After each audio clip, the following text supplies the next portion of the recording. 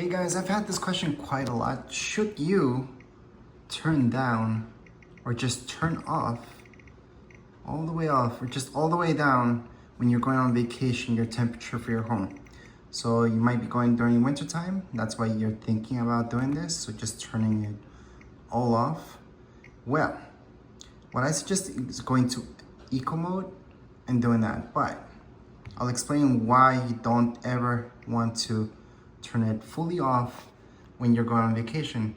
And that's because your pipes in your house could freeze up, then you have huge issues. So you do not want it to go too low.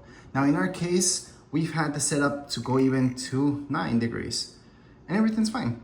But here's the thing, we had plants at that time. All of them died. So that was a bad idea.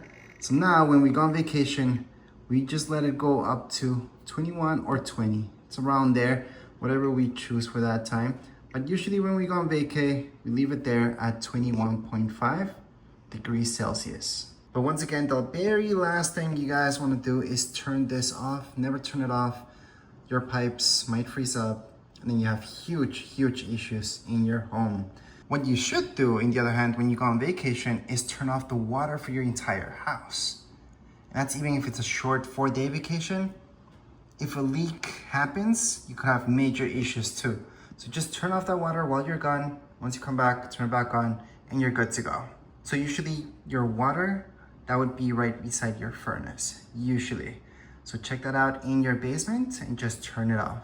But as far as this video goes, we are all done. If you guys have any comments, questions, you guys can write down in the comments area. Don't forget to subscribe and like. Thank you.